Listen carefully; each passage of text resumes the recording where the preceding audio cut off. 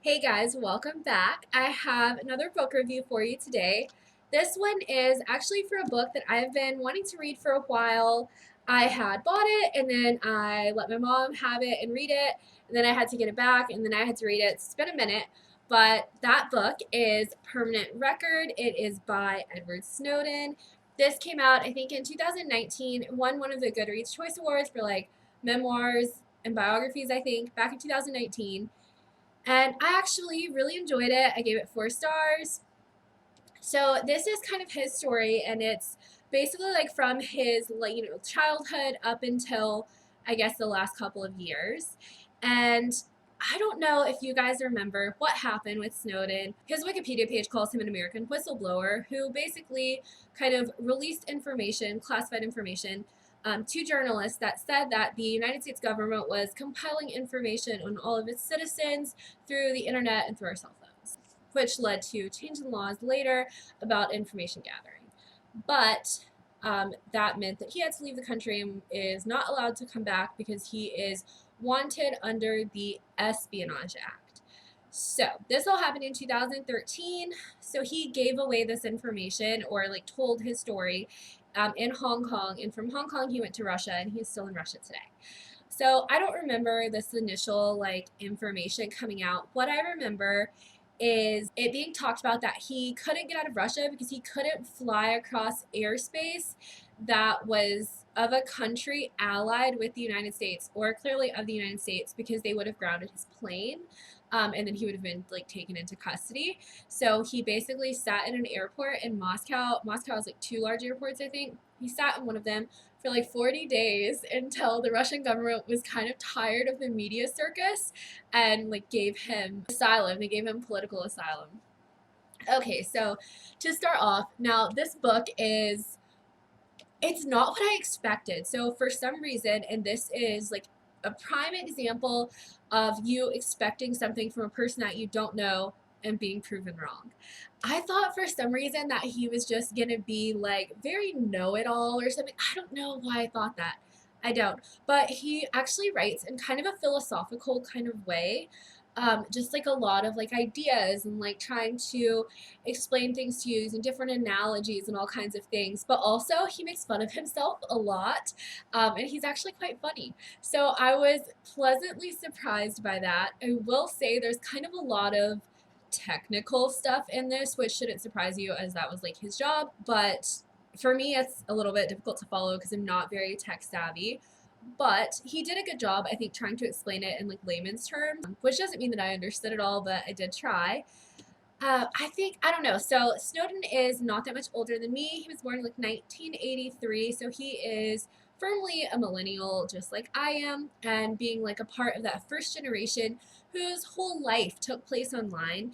And he talked about a lot of that in part one of this book. There's 3 parts. He talked about a lot of that, and it all really resonated with me, like of you just being so obsessed with the internet, once you had this home computer that you could use, and about the struggles of dial-up internet, but how it was so cool to have this wealth of information at your fingertips. We were clearly interested in different things. He was like more of a gamer and like write on message boards and stuff, and kind of build his own computers, where I was like playing on AOL Kids and like playing the Oregon Trail, but whatever, like my interest was like vastly different than his.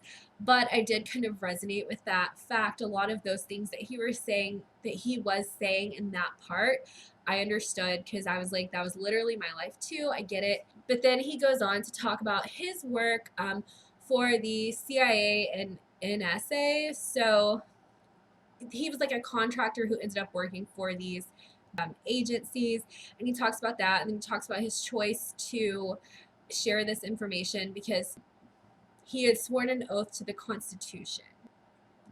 He talks about the different amendments that it fits with and everything. But I thought it was really interesting. I thought it was a pretty raw and honest look at him. He also talks about his wife, who was his girlfriend at the time. Her name is Lindsay. She also lives in Russia with him, and he talked about how like being around her and her being a free spirit is kind of what helped him to make this decision and everything. And he seems really human to me. It's so interesting to like read something from a person who you really don't know anything about except for like what the media has told you, and then kind of get a glimpse at like what they were thinking and what they were going through.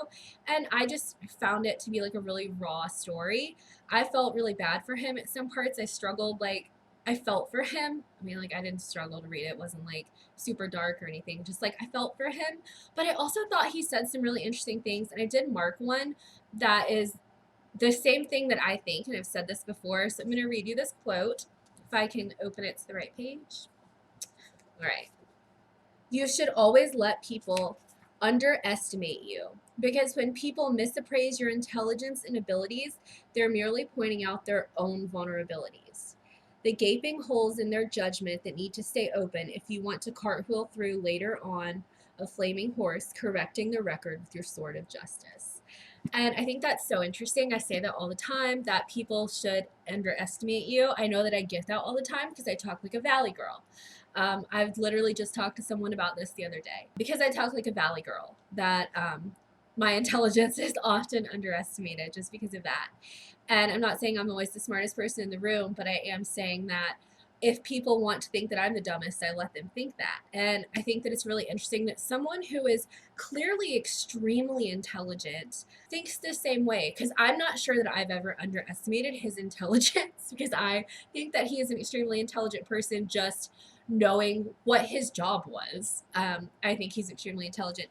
But I think that also kind of shows you that no matter how intelligent you're perceived or what job you have or anything else, like there's always going to be people that are naysaying you. And I just think it's really interesting when people from very different ends of like work spectrums and everything really kind of feel the same way about things like that. And clearly we're of the same generation, but very far apart in like what we do with our lives, because like I could write HTML code to code my MySpace page, but he could probably do that when he was 7. So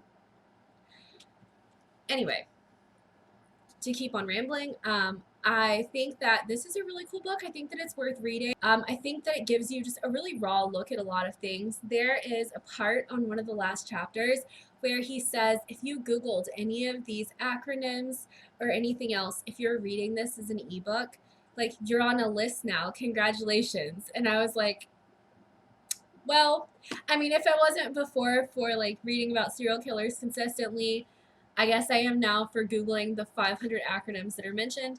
But anyway, I think that it is a good book. I think that it's worth reading. And I do want to show you something I was just looking at a second ago. Right, so this picture on the front is just like a normal photo of him. But then if you flip it on the back, this looks like kind of a normal photo of him too. But if you get really close, it's like a really cool, like pixelated image. But then if you're really far away, it's like a whole picture. And I just like, I'm a child, so I think it's like very interesting. Yes, so super cool, great marketing.